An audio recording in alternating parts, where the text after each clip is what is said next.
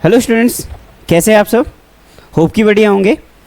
तो आज हम क्लास 10th फिज़िक्स का चैप्टर नंबर 1 और एनसीईआरटी के हिसाब से क्लास का चैप्टर नंबर 9 लाइट, रिफ्लेक्शन और रिफ्रैक्शन को पढ़ने जा रहे हैं। बेसिकली ये chapter board point of view से बहुत ईजी होता है। दूसरा, इससे आने वाले जो न्यूमेरिकल है वो आपको गिफ्टेड सवाल देते हैं। ठीक है, बहुत बेसिक चैप्टर है। आपको इसमें पढ़ना क्या क्या है, तो इस चैप्टर में आपको बेसिकली लाइट के बारे में पढ़ना, लाइट क्या है, और लाइट से रिलेटेड दो फिनोमिनाज है रिफ्लेक्शन और रिफ्रैक्शन, उनके बारे में पढ़ना है। ठीक है ना। तो आज की क्लास तो बड़ी बेसिक होगी, जिसमें हम सीखेंगे कि रिफ्लेक्शन ऑफ लाइट क्या होता है और प्लेन मिरर के थ्रू इमेज फॉर्मेशन बनाना सीखेंगे और उसके कैरेक्टरिस्टिक्स को जानेंगे। तो स्टार्ट करते हैं लाइट से, जो कि चैप्टर का नाम है। हाँ जी, तो कोई पूछे लाइट क्या है, तो बेसिकली लाइट एक फॉर्म ऑफ एनर्जी है जिसकी हेल्प से आप क्या कर पाते हो, चीज़ों को देख पाते हो। क्या कहा? लाइट क्या है? लाइट एक फॉर्म ऑफ एनर्जी है जिसकी हेल्प से आप चीज़ों को देख पाते हो। आगे बढ़े। दूसरी बात, कोई पूछे प्रॉपर्टी ऑफ लाइट बता दो, तो ये कुछ बातें हैं जो लाइट के बारे में जाननी जरूरी है। जैसे, और काफ़ी सारी बातें आपको पहले भी पता होगी, जैसे कि लाइट जो है स्ट्रेट लाइन ट्रेवल करता है और इस पाथ को हम रेक्टिलिनियर मोशन कहते हैं। क्लियर है? दूसरी बात, जो स्पीड ऑफ लाइट होती है वैक्यूम और एयर नियरली सेम होती है। कितनी? 3 × 10⁸ मीटर पर सेकेंड। ठीक है, तो एयर कहो या वैक्यूम कहो, वहाँ पे स्पीड की लाइट कितनी होती है? इतनी होती है। और जनरली इसको रिप्रेजेंट करते हैं बाय सी। तो कभी आपको लेटर सी दिख जाए तो समझ जाना वो स्पीड ऑफ लाइट को डिनोमिनेट कर रहा है या ठीक है। आगे बढ़ते हैं। Speed of light is different for different medium. ये बात भी सही है कि अगर लाइट एक मीडियम से दूसरे मीडियम में जाएगा तो लाइट की स्पीड क्या होती है? चेंज होती है। Okay, next point, the part of the light is called रे। लाइट का जो ये स्ट्रेट पाथ में चलना है ना, इसको हम क्या कहते हैं? रे कहते हैं। और इसको हम सिंगल एरो से दिखाते हैं। इस एरो का जो हेड होता है ना, वो हेड बेसिकली डायरेक्शन को बता रहा होता है कि लाइट किस तरफ से किस तरफ जा रही है।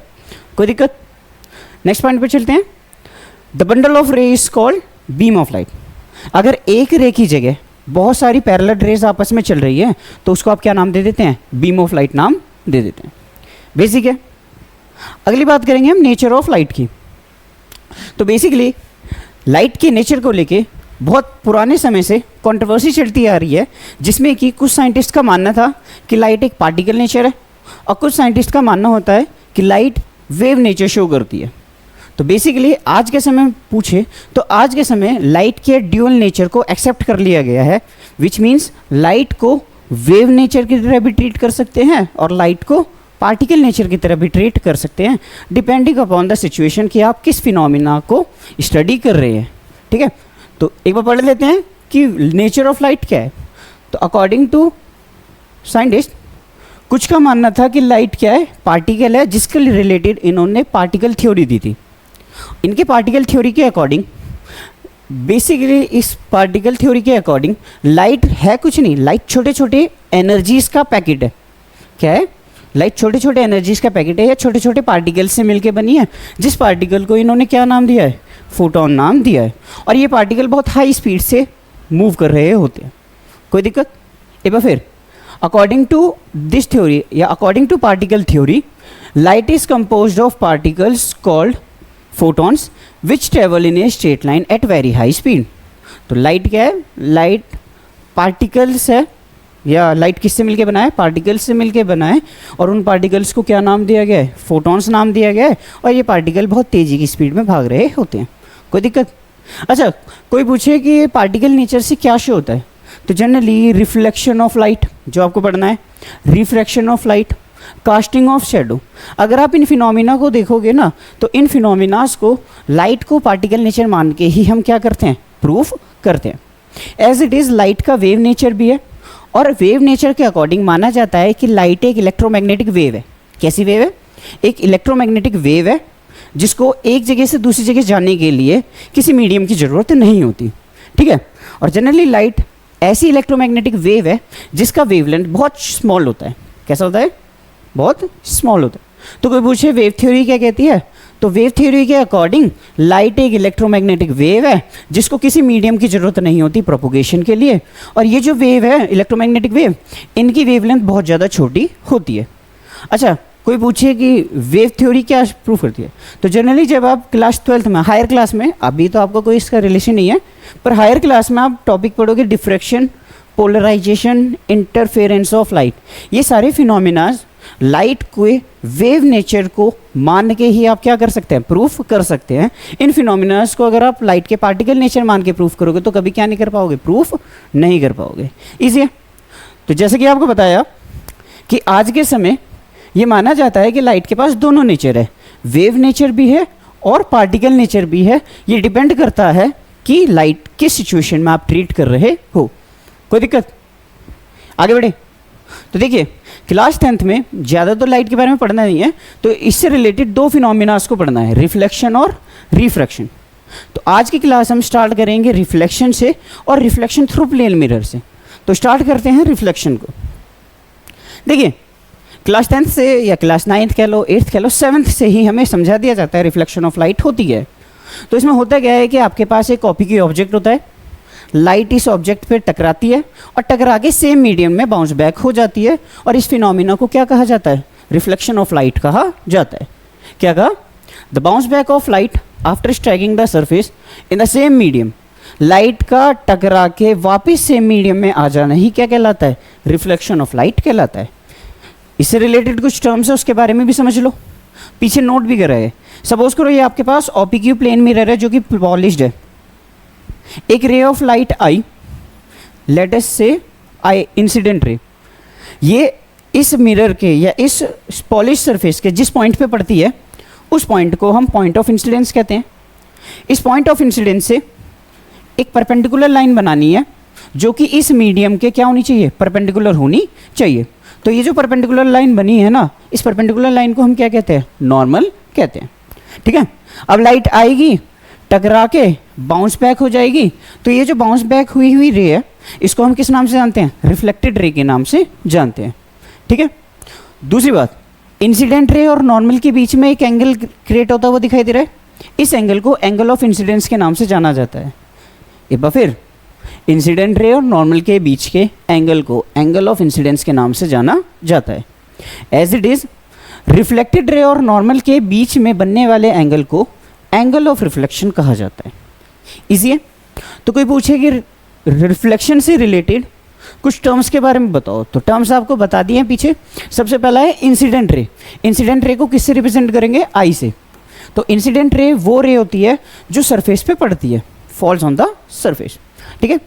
दूसरी होती है रिफ्लेक्टेड रे, वो रे जो टकरा के बाउंस बैक हो गई है उस रे को हम क्या कहते हैं, रिफ्लेक्टेड रे कहते हैं, और उसको जनरली हम किससे रिप्रेजेंट करते हैं, आर से रिप्रेजेंट करते हैं। ठीक है। Next point, point of incidence. किस पॉइंट पे मीडियम के वो लाइट पड़ी है उस पॉइंट को क्या कहा जाता है, पॉइंट ऑफ इंसिडेंस कहा जाता है। तो पॉइंट ऑफ इंसिडेंस को जनरली किससे रिप्रेजेंट करेंगे, ओ से रिप्रेजेंट करेंगे। ठीक है। अच्छा, इस पॉइंट ऑफ इंसिडेंस से मीडियम के परपेंडिकुलर एक लाइन जो खींचते हैं या लाइन जो बनाते हैं, उस लाइन को हम किस नाम से जानते हैं, नॉर्मल के नाम से।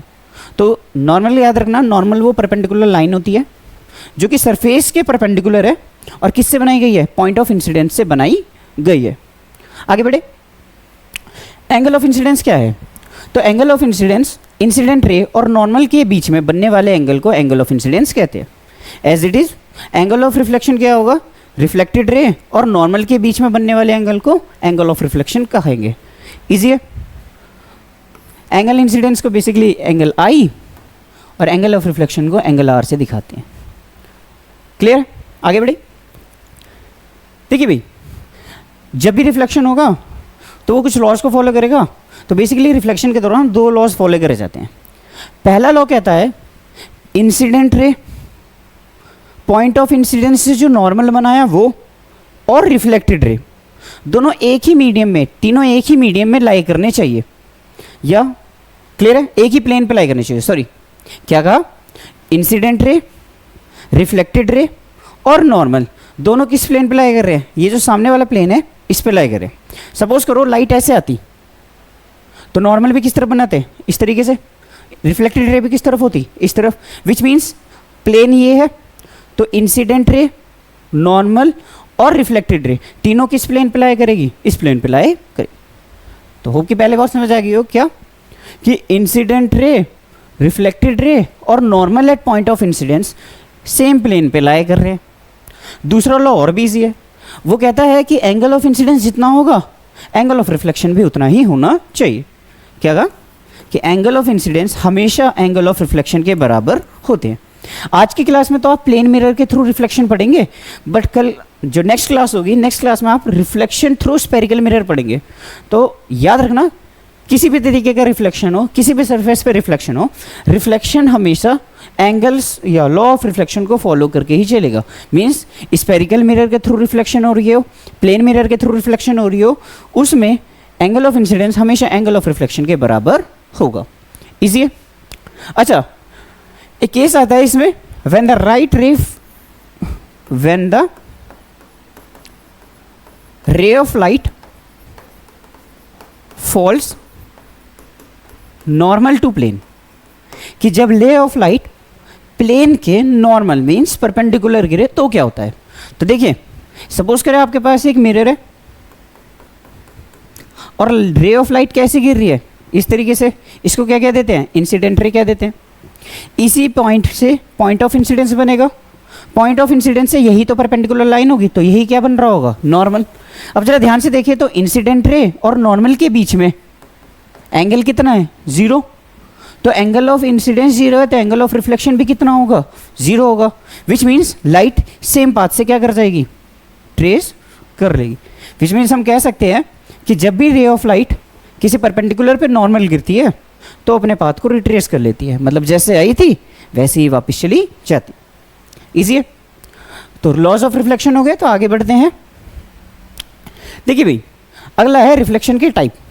तो ये भी बहुत बेसिक है, आपने पढ़ रखे होंगे। तो रिफ्लेक्शन बेसिकली 2 टाइप के होते हैं।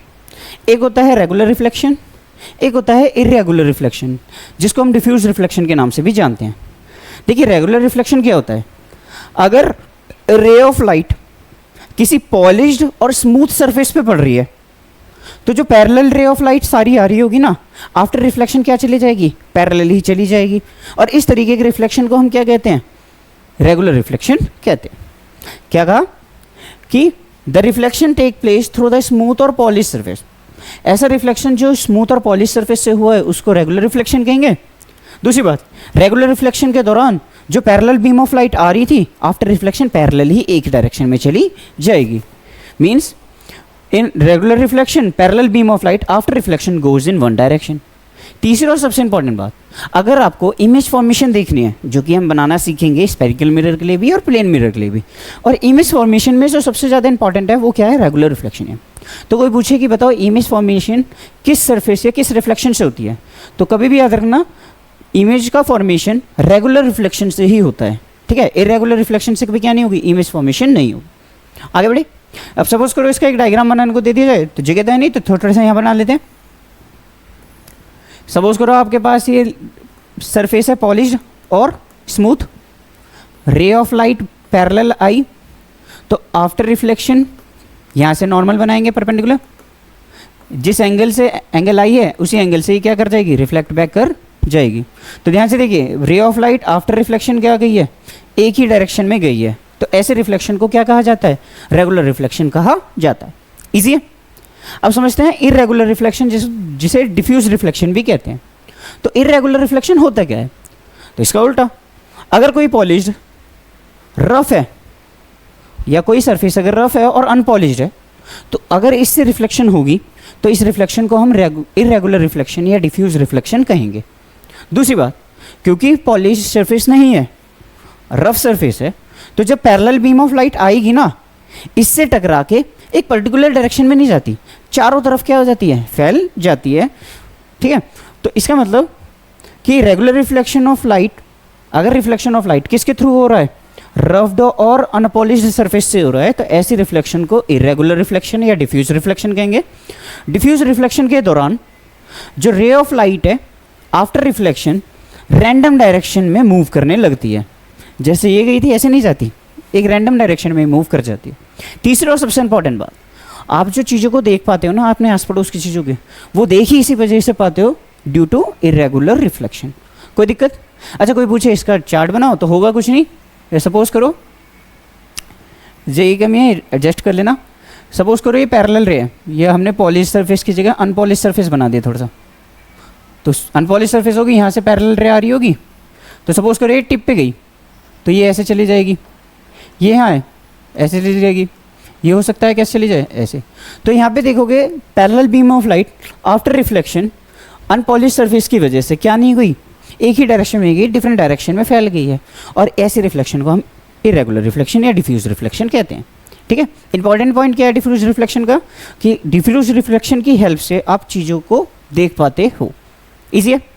बढ़ते हैं अगले टॉपिक की तरफ जिसका नाम है ऑब्जेक्ट और इमेज, क्योंकि अगला केस हम यही पढ़ेंगे इमेज फॉर्मेशन का, तो समझ लेते हैं ऑब्जेक्ट और इमेज क्या होता है। तो जनरली ऑब्जेक्ट क्या होता है पहले वो समझते हैं। देखिए कोई भी सब्सटेंस जो लाइट एमिट करे, अब वो लाइट खुद की हो या किसी दूसरे की लाइट को रिफ्लेक्ट करके आपके आंखों तक पहुंच रही है, उससे लेना देना नहीं है। हमारी आंखों को ऐसा लगना चाहिए कि लाइट कहाँ से आ रही है, ऑब्जेक्ट से आ रही है। ठीक है, तो क्या गया, object is anything which give out light. कोई भी चीज़ जो लाइट एमिट करती है, भले ही वो खुद की हो या भले ही वो रिफ्लेक्ट होके आई हो, उनको हम क्या कहते हैं, ऑब्जेक्ट कहते हैं। इसके बेसिस पर ऑब्जेक्ट भी कितने तरीके के हुए, दो तरीके के। एक होता है ल्यूमिनस ऑब्जेक्ट, एक होता है non luminous object. Luminous object वो ऑब्जेक्ट होता है जो अपनी खुद की लाइट एमिट करता है, जैसे कि स्टार, सन, बल्ब, ट्यूबलाइट, टॉर्च। ये ध्यान से देखो तो ये अपनी खुद की एनर्जी रिलीज करते हैं, जिसकी वजह से क्या होती है, लाइट रिलीज होती है, लाइट एमिट हो रही होती है। ठीक है, अच्छा नॉन ल्यूमिनस ऑब्जेक्ट क्या होते हैं, तो वो ऑब्जेक्ट जो खुद की लाइट एमिट नहीं करते बल्कि दूसरों की लाइट को रिफ्लेक्ट करते हैं, उन ऑब्जेक्ट को हम किस नाम से जाना जाते हैं, या इस किस नाम से कहते हैं, नॉन ल्यूमिनस ऑब्जेक्ट कहते हैं। तो object which do not emit their own light themselves but they reflect the light which falls on them, जो लाइट उन पर पड़ती है उसको ही रिफ्लेक्ट करके आपकी आंखों तक पहुंचाते हैं, ऐसे ऑब्जेक्ट को नॉन ल्यूमिनस ऑब्जेक्ट कहते हैं। अब नॉन ल्यूमिनस बहुत सारी चीज़ें, हमारी बॉडी नॉन ल्यूमिनस है, बॉटल नॉन ल्यूमिनस है, टेबल चेयर नॉन ल्यूमिनस है, बुक्स, फ्लावर, ये सारी चीज़ें, प्लांट, ट्री, ये सब चीज़ें कैसी है, नॉन ल्यूमिनस। ईजी है, ये बात क्लियर है। ऑब्जेक्ट क्या है, ऑब्जेक्ट वो चीज़ है जिससे लाइट एमिट हो रही हो। अब याद रखना लाइट जो है क्या नहीं होती, एक या दो एमिट नहीं होती, लाइट एक पूरी बीम ऑफ लाइट की तरह आती है। पर जब भी हम इमेज फॉर्मेशन का केस पढ़ेंगे तो उस बीम ऑफ लाइट में से हम कितनी रे लेंगे, मैक्सिमम 2 रेस। ठीक है, तो स्टार्ट इस चीज़ को याद रखना। अगले बढ़ते हैं इमेज पे। तो भाई इमेज क्या होता है, तो किसी ऑब्जेक्ट का ऑप्टिकल अपीयरेंस क्या कहलाता है, इमेज कहलाता है, जो कि रिफ्लेक्शन या रिफ्रैक्शन के बाद दिखाई दे। क्या कहा, image is the optical appearance of the object when the light coming from the object are reflected और रिफ्लेक्टेड। जब भी लाइट किसी ऑब्जेक्ट से निकल के रिफ्लेक्ट या रिफ्रैक्ट होती है तो इस दौरान एक ऑप्टिकल अपीयरेंस जनरेट होता है, उस ऑप्टिकल अपीयरेंस को हम क्या कहते हैं, इमेज कहते हैं। दूसरी बात, इमेज कब बनेगी, तो बेसिकली सपोज करो ऑब्जेक्ट है, ऑब्जेक्ट से लाइट रे निकली, अब रिफ्लेक्ट करके जिस पॉइंट पे वो दोनों रे मीट कर रही होगी ना, उस पॉइंट पे आप क्या बताओगे, इमेज बन रही है। ठीक है, क्या कहा, इमेज कब बनती है, इमेज वहाँ बनती है जहाँ पे दो रेज आफ्टर रिफ्लेक्शन या रिफ्रैक्शन या तो मीट हो रहे हो या मीट होते हुए दिखाई दे रहे हो। एक्चुअली में मीट नहीं हो रहे, हम उसे मीट होते हुए दिखाई देता है या मानते हैं। ठीक है, उसके बेसिस पे भी इमेज कितने तरीके की हुई, 2 तरीके की, रियल इमेज और वर्चुअल इमेज। अब पूछे रियल इमेज क्या है, तो रियल इमेज वो इमेज होती है जो स्क्रीन पे बनती है। क्या कहा, रियल इमेज वो इमेज होती है जो कि स्क्रीन पे बनती है। दूसरी बात, स्क्रीन पे बनती है मतलब इसमें होता क्या है कि ऑब्जेक्ट से लाइट निकली, रिफ्लेक्ट या रिफ्रैक्ट हुई और एक्चुअली में क्या हुई, मीट हुई। जिस पॉइंट पे मीट हुई होगी वो पॉइंट क्या कहलाएगा, या एक्चुअली में यहाँ पे लाइट मीट हो रही है तो इसलिए इस इमेज को क्या कहा गया, रियल इमेज कहा गया। ठीक है, तीसरा सबसे इंपॉर्टेंट है, जो रियल इमेज होती है ना वो हमेशा इन्वर्टेड होती है। इन्वर्टेड का मतलब होता है कि जब आपको ऑब्जेक्ट और इमेज एक दूसरे से अपोजिट दिखाई दे। जैसे एक ऑब्जेक्ट है जो कि सीधा खड़ा है बट इमेज में वो आपको कैसे दिखाई दे रहा है, उल्टा। सपोज करो मैं सीधा खड़ा हूँ, तो अगर मेरी इमेज मुझे पैर ऊपर और सर मेरा हिस्सा नीचे दिखाई दे रहा होगा, तो मैं क्या कहूँगा, वो इमेज कैसी है, वो इन्वर्टेड है। और याद रखना इन्वर्टेड हमेशा कौन सी बनाती है, रियल इमेज ही बनाती है। ठीक है, तो कोई पूछे रियल इमेज क्या है, तो अगर दो रे आफ्टर रिफ्लेक्शन या रिफ्रैक्शन एक्चुअली में मीट करते हैं तो हम क्या कहते हैं, रियल इमेज बनी है। रियल इमेज हमेशा कहाँ बनती है, स्क्रीन पे बनती है। रियल इमेज से क्या होता है, हमेशा इन्वर्टेड होती है, मतलब उल्टी होती है, ऊपर वाला हिस्सा नीचे दिखाई देता है, नीचे वाला हिस्सा ऊपर दिखाई देता है। ठीक है, आगे बढ़ते हैं वर्चुअल इमेज में। तो नाम से पता चल रहा है, अगर दो लाइट आफ्टर रिफ्लेक्शन या रिफ्रैक्शन क्या ना हो, मीट नहीं हो, और उसे हम मीट होता हुआ माने, क्योंकि मीट होता हुआ माना है इसलिए इस इमेज को क्या कहेंगे, वर्चुअल इमेज कहेंगे। तो कोई पूछे वर्चुअल इमेज क्या है, तो when the ray of light after reflection और refraction actually do not meet, it seems to be meet, वो मीट होती हुई मानी है, तो ऐसी इमेज को हम वर्चुअल इमेज कहते हैं। ठीक है, अच्छा वर्चुअल इमेज की खासियत है कि वर्चुअल इमेज कभी भी स्क्रीन पे नहीं बनती। क्या कहा, virtual image can not be obtain on the screen. ठीक है, तीसरा और सबसे इंपॉर्टेंट पॉइंट, जो वर्चुअल इमेज होती है वो हमेशा क्या होती है, इरेक्ट होती है। इरेक्ट का मतलब बताया कि बच्चे ऊपर का हिस्सा ऊपर ही दिखाई देगा इमेज में, और ऑब्जेक्ट का नीचे का हिस्सा इमेज में भी नीचे दिखाई देगा। ठीक है, आगे बढ़े, याद रखना इमेज क्या होती है, इमेज जब दो रे आफ्टर रिफ्लेक्शन सच में मीट कर रही होती है। मेन टॉपिक आ गया जिसका नाम है formation of image by plane mirror. यहाँ से हम प्लेन मिरर के इमेज फॉर्मेशन के बारे में पढ़ेंगे और उसकी कैरेक्टरिस्टिक्स भी साथ साथ देखते चले जाएंगे। ठीक है, तो सबसे पहले समझते हैं प्लेन मिरर के सामने ऑब्जेक्ट कहाँ कहाँ रख सकते हैं, दो ही जगह रख सकते हैं, या तो प्लेन मिरर के पास, ये थोड़ी दूर, ये थोड़ी दूर, या फिर कहाँ पे, इन्फानाइट पे। तो एक्चुअली में हम कितने केस बना के देख लेते हैं, दो केस बना के देख लेते हैं। एक या तो इन्फानाइट पे होगा या फिर क्या होगा, शीशे के पास होगा। तो दोनों केस में देखते हैं कि इमेज कैसी बनती है और क्या उसका नेचर होता है। तो स्टार्ट कर रहे हैं, पहला case, case first. Case first है जब ऑब्जेक्ट किस पे मानते हैं, एट इन्फानाइट, कि ऑब्जेक्ट कहाँ पे है, इन्फानाइट पे। अब इन्फानाइट पे रखी हुई कोई भी चीज़, जैसे सपोज करो कोई भी चीज़ बहुत दूर रखी होती है ना, तो वो एक्चुअली में उतनी ज़्यादा छोटी दिखाई दे रही होती है। जैसे कि आपको पता है सन हमको दिखाई देता है, ऐसा लगता है बहुत छोटा है, बट एक्चुअली में सन अर्थ के कंपैरिजन में भी क्या है, बहुत ज़्यादा बड़ा होता है एज इट इज़। तो याद रखना इन्फानाइट पे रखी हुई चीज़ें आपको क्या दिखाई देगी, बहुत छोटी दिखाई देगी। तो छोटी चीज़ों को हम किससे दिखाते हैं, पॉइंट साइज या पॉइंट से दिखाते हैं। तो पहला केस हमारा यही है कि ऑब्जेक्ट जब कहाँ पे रखा हो, इन्फानाइट पे रखा हो। इमेज बनाना सीख लो, बहुत आसान है। देखो होता क्या है, सपोज करो ये आपके पास प्लेन मिरर है, ठीक है, यहां पे कहीं ऑब्जेक्ट रखा है पॉइंट साइज का, जो कि इन्फानाइट पे रखा हुआ मान लिया, तो पॉइंट साइज बनाया। अब इस पॉइंट साइज ऑब्जेक्ट से बहुत सारी रे आ रही होगी, और अभी आपको बताया कितने रे लेते हैं इमेज फॉर्मेशन में, सिर्फ दो रे। तो सपोज करो पहली रे आपने ली ऐसे, इस पॉइंट पे गिरी, तो इस पॉइंट से क्या बनाया हमने, नॉर्मल। ये एंगल ऑफ इंसिडेंस है, जितना एंगल ऑफ इंसिडेंस होगा उतना ही एंगल ऑफ रिफ्लेक्शन होगा, जिसकी वजह से लाइट कैसे चली जाएगी। तो पहली रे तो ऐसे की, दूसरी रे भी ले लेते हैं। देखो एक रे ऐसे ले ले, जिस पॉइंट पे पड़ी उस पॉइंट पे क्या बना लो, नॉर्मल। जिस पॉइंट से नॉर्मल बनाया, नॉर्मल और इंसिडेंट के बीच में एंगल जितना होगा उतना ही एंगल ऑफ रिफ्लेक्शन होना चाहिए। अब जरा ध्यान से देखना, रे जा रही है ऐसे और ये रे जा रही है ऐसे। ये रे कभी क्या नहीं होगी, मीट नहीं होगी, दूर जाते जाते फैलेगी। विच मीन्स ये रे कभी क्या नहीं हो रही, मीट नहीं हो रही। तो इसको मीट कराने के लिए हमको क्या मानना पड़ेगा, इसे पीछे की तरफ डॉटेड लाइन दिखा देते हैं, और यहाँ से आती हुई रे क्या दिखाएंगे, डॉटेड लाइन दिखा। और ये जिस पॉइंट पे डॉटेड लाइन जुड़ रही होगी उस पॉइंट पे हमारा क्या बन रहा होगा, इमेज बनता हुआ दिखाई देगा। कोई दिक्कत। तो ये जो ऑब्जेक्ट है ओ, इसकी इमेज कहाँ दिखाई देगी, यहाँ पे दिखाई देगी। कोई दिक्कत। अब इसकी खासियत बताओ जल्दी। पहली चीज़ कि आफ्टर रिफ्लेक्शन ये दो रे मीट हो रही है नहीं, विच मीन्स ये कैसी इमेज है, ये वर्चुअल इमेज है, क्योंकि यहाँ पे मीट नहीं हो रही, हमने पीछे की तरफ मीट होता हुआ माना है। कोई दिक्कत। दूसरी बात, ध्यान से देखो, लाइन के ऊपर ऑब्जेक्ट था तो इमेज भी क्या है, लाइन के ऊपर बनी है। अगर ये चीज़ यहाँ समझ नहीं आई तो अगले केस में बिल्कुल समझ आएगी। तो अभी के लिए इतना ध्यान रखना है कि जब भी कोई ऑब्जेक्ट इन्फानाइट पे रखता है तो मिरर, जो प्लेन मिरर इमेज बनाता है, वो पहले तो वर्चुअल होती है, दूसरी इरेक्ट होती है, ठीक है, और तीसरी देखोगे सेम साइज़ की भी होती है, कि हाइट ऑफ ऑब्जेक्ट जितना ज़्यादा होगा ना, इमेज भी क्या दिखाई देगी, उतनी ज़्यादा दिखाई देगी। आगे बढ़े तो सेकंड केस ले लेते हैं। सेकंड केस क्या है, जब ऑब्जेक्ट फाइनाइट पे रखा हो, when the object is eight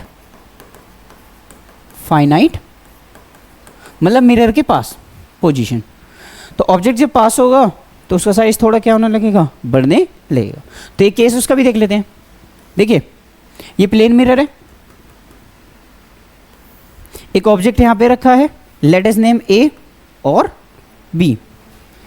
ए से 2 रे निकालते हैं, पहली रे तो सीधी ले लेते हैं, सीधी लोगे, नॉर्मल का केस आया, इंसिडेंट रे और नॉर्मल कितना एंगल बना रहा है, 0 डिग्री, तो एंगल ऑफ रिफ्लेक्शन भी कितना होगा, 0 डिग्री, विच मीन्स लाइट ऐसे जाके कैसे चली जाएगी, ऐसे चली। दूसरा रे कहाँ लेते हैं, ऐसे, ये रे भी क्या होगी, इस पॉइंट से नॉर्मल नॉर्मल बनाओ, एंगल ऑफ इंसिडेंस इतना, उतना ही एंगल ऑफ रिफ्लेक्शन होगा, जिसकी वजह से लाइट कैसे जाएगी, इस तरीके से। ध्यान से देखो, एक रे जा रही है ऐसे और ये वाली रे जा रही है ऐसे, क्या ये रे कभी मीट होगी, नहीं, विच मीन्स ये रे अगर मीट नहीं होगी तो इसको पीछे की तरफ एक्सटेंड कर लो ऐसे डॉटेड लाइन से, ठीक है, और इसको भी पीछे की तरफ एक्सटेंड कर लो, किससे, डॉटेड लाइन से। तो ये दोनों रे मीट होती हुई कहाँ दिखाई दी, यहाँ पे, इसको क्या कह देते हैं, ए डैश, ठीक है। ऐसी 2 रे कहाँ से ले लेना, बी से, कहाँ से ले लेना, बी से। देखो पहली रे तो ऐसी ले लो, स्ट्रेट स्ट्रेट ले लोगे तो ये क्या होगा, सेम एंगल से वापस चली जाएगी, मतलब ये रे ऐसे जा रही है, ठीक है। दूसरी रे ले लेते ऐसे, तो ये रे इस पॉइंट से नॉर्मल बनाया है, जितना एंगल ऑफ इंसिडेंस होगा उतना ही एंगल ऑफ रिफ्लेक्शन होगा, तो ये कैसे चली जाएगी। अब ये रे और ये रे भी क्या नहीं कर रही, मीट नहीं कर रही, तो इसको भी पीछे की तरफ एक्सटेंड करता हूँ, मानो ये पॉइंट क्या कहलाएगा, बी पॉइंट, और ये ऑब्जेक्ट क्या हो जाएगा, इमेज हो जाएगा। अब जरा ध्यान से देखो, इस केस में इमेज कैसी बनी, रियल या वर्चुअल, तो आंसर वर्चुअल। दूसरा, लाइन के ऊपर ही ऑब्जेक्ट था, तो लाइन के ऊपर ही क्या बनी है, इमेज बनी है। ऐसे समझो कि ए पॉइंट ऊपर था, ए पॉइंट ही कहाँ आ रहा है, ऊपर, बी पॉइंट नीचे था, तो बी डैश भी कहाँ आ रहा है, नीचे। मीन्स जैसा ऑब्जेक्ट था वैसे ही क्या बनी है, इमेज बनी है। इमेज उल्टी नहीं हुई है, मीन्स कौन सी इमेज है, क्या कह सकते हैं, इन्वर्टेड इरेक्ट इमेज है। तो हम कह सकते हैं कि ऑब्जेक्ट भले ही पास रखा हो या भले ही दूर रखा हो, एक बात तो पक्का होगी कि प्लेन मिरर कभी क्या नहीं बनाएगा, रियल इमेज नहीं बनाएगा, वो हमेशा कैसी इमेज बनाएगा, वो हमेशा वर्चुअल इमेज बनाएगा। दूसरी बात, आप जब भी देखोगे वर्चुअल इमेज बनेगी ना, तो इमेज हमेशा इरेक्ट आएगी।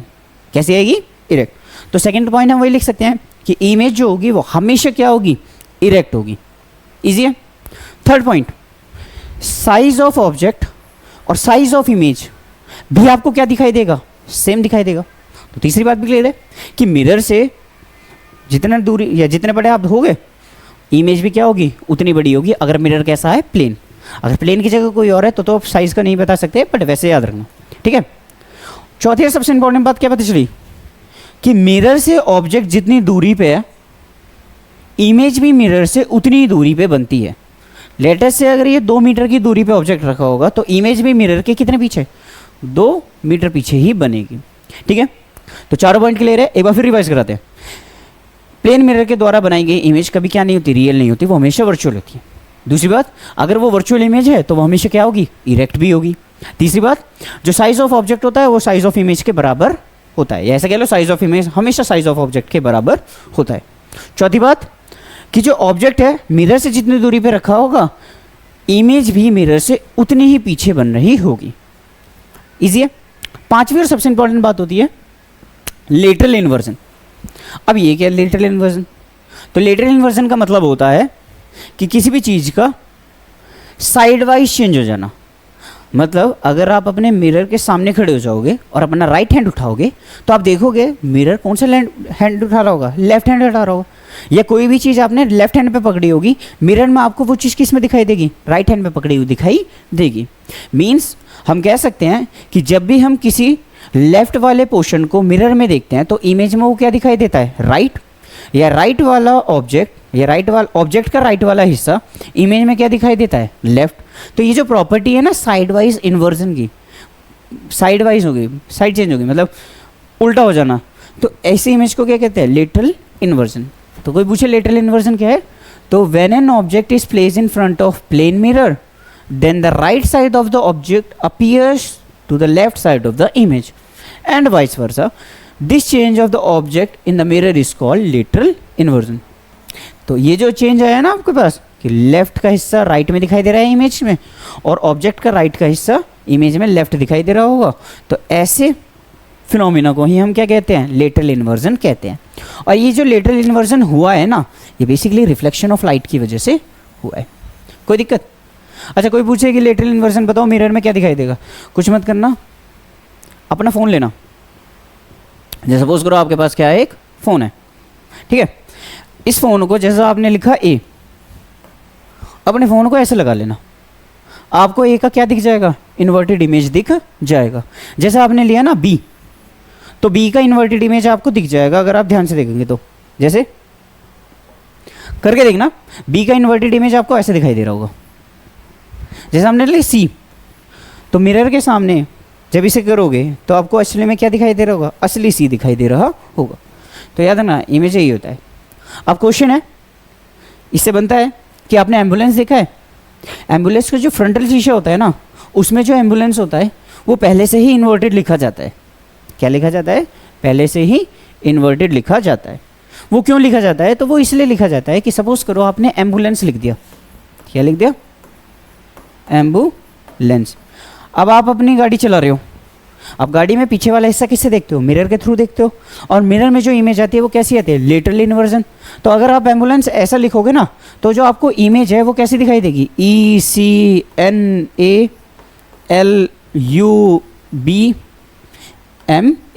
कुछ इस तरीके से इमेज दिखाई देगी। और ये चीज़ आप क्या नहीं कर पाओगे, रीड नहीं कर पाओगे। तो कोई मेडिकल इमरजेंसी होगी तो हो सकता है कि आपकी वजह से क्या हो, प्रॉब्लम हो सके। तो उन्होंने क्या करा कि एम्बुलेंस ऐसे लिखने की बजाय कैसे लिख दिया, ऐसे लिख दिया, ताकि आप जैसे ही मिरर में देखो वो आपको कैसे दिखाई दे, एम्बुलेंस अच्छे से दिखाई दे, और आप उसे रास्ता दे सको और किसी पर्सन की जान बच सके। इसलिए तो याद रखना कि इमेज जो एम्बुलेंस का फ्रंटल पार्ट है उसमें जो एम्बुलेंस लिखा रहता है वो इसी तरीके से इन्वर्टेड वे में लिखा होता है, ताकि प्लेन मिरर में जब आप उसे देखो तो उसकी इन्वर्टेड इमेज आपको करेक्ट एम्बुलेंस दिखाई दे और आप उसे पाथ दे दो। इजी है। तो अगर ये सारी चीज़ें पता चल गई होगी तो आप मेन बढ़ते हैं कैरेक्टरिस्टिक्स पे। तो कैरेक्टरिस्टिक्स आपको जैसा कि पता चला कि प्लेन मिरर हमेशा कैसी इमेज बना रहा था, वर्चुअल। दूर रखा हो, पास रखा हो, हमेशा कैसी इमेज बन रही थी, वर्चुअल। अगर वर्चुअल इमेज बनी है तो image form by the plane mirror always erect. अगर वर्चुअल इमेज है तो इरेक्ट इमेज ही बनेगी। तीसरी बात, the image form by the plane mirror is same size as the object. Object जितना बड़ा होगा इमेज भी क्या होगी, उतनी बड़ी दिखाई दे रही होगी।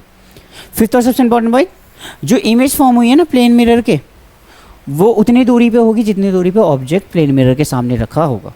क्या लास्ट और सबसे इंपॉर्टेंट पॉइंट, जो इमेज बनती है ना प्लेन मिरर की वजह से वो लेटरली इन्वर्टेड होती है, मतलब लेफ्ट राइट हो जाता है, राइट वाले हिस्से लेफ्ट बन जाता है। इजी है। आज के लिए इतना ही है। तो लास्ट टॉपिक पढ़ते हैं, यूजेस ऑफ प्लेन मिरर, और इसके बाद चैप्टर को खत्म हो गया। चैप्टर नहीं, विच मीन्स आज की क्लास खत्म करते हैं। तो देखिए यूजेस ऑफ प्लेन मिरर में क्या है, तो आपको पता है प्लेन मिरर हम अपने आपको देखने के लिए इस्तेमाल करते हैं, घरों में देखा होगा, अलमीरा में लगे रहते हैं प्लेन मिरर। दूसरा, ये जो होते हैं कुछ शॉप्स वाले अपने बैक वॉल पे लगा देते हैं ताकि जो उनका रूम है या जो उनकी शॉप है वो आपको क्या दिखाई दे, थोड़ी बड़ी सी दिखाई दे।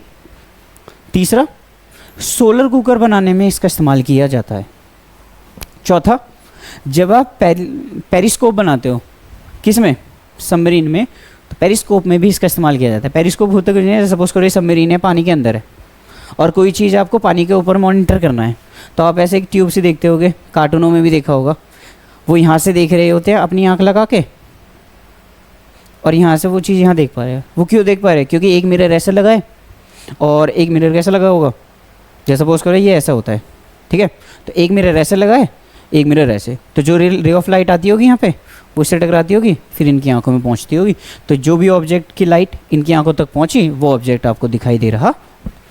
तो प्लेन मिरर का इस्तेमाल यहाँ पे भी किया जाता है, बच्चों में आपने पढ़ा भी होगा।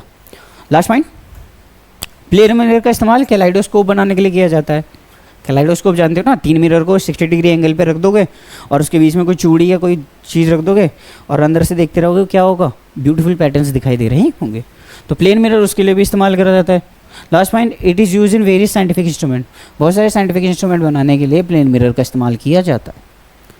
तो आज की क्लास हम यहीं ओवर करते हैं, ठीक है। मिलते हैं नेक्स्ट क्लास में, जिसमें आप पढ़ेंगे reflection of light through spherical mirror. Spherical mirror में लाइट कैसे रिफ्लेक्ट करती है, इमेज फॉर्मेशन क्या होती है। तो थैंक यू।